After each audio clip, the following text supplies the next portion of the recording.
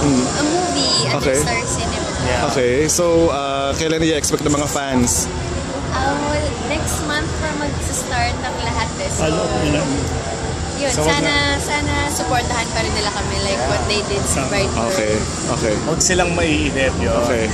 It was a blockbuster, so this time, anong pressure meron?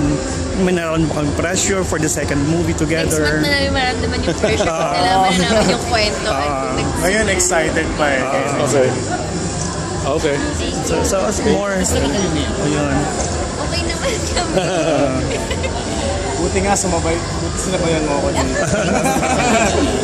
Yung bilang isang favorite syempre ng mga fans, kasi nakakarinig sobrang outspoken doon sa Twitter. Where do you get that? Parang talagang confident ka with what you say. You answer fans. Yeah, kasi yung Twitter nila, it's a way of communicating people supports you, that the people, yung mga supporters mo yung fans, then mo sila na sasabihan ng thank you in person, parang gano'n. Meron recently kasi nagsabi na may fan na nakita mo sila sa Subin. Tapos diba kinarify mo? Ano yun? Hindi naman totoo.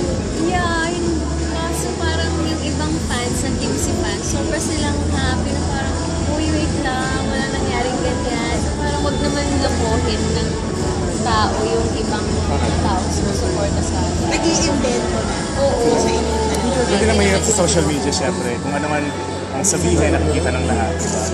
So, konting ingat na lang sa mga film. Kayo yung dalawa lang. Buwan tayo, pinagkakita pa siya. Tapos may very good yung Tapos yun nga kagabi, parang tumawag siya, Kim, nabasa mo ba doon? Gulat na gulat kami, sabi namin, ano yun?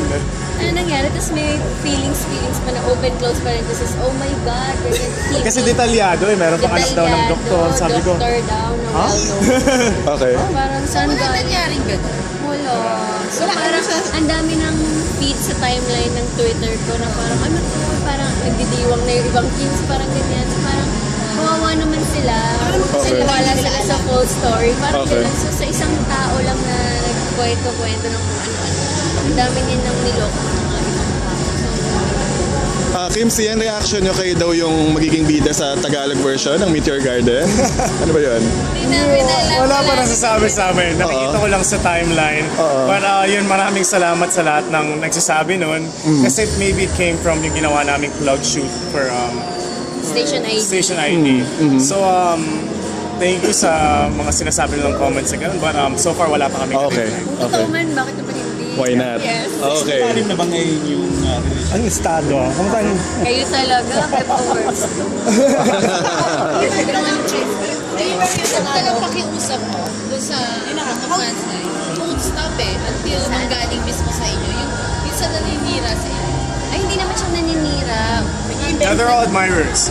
Siguro It's not a super negative fan post. na. Hindi naman siya negative. Yeah. Parang siguro isa siyang supporter or fan na Sobra lang natutuwa. sobrang natuwa Sobrang sa natuwa. kwento. Oo.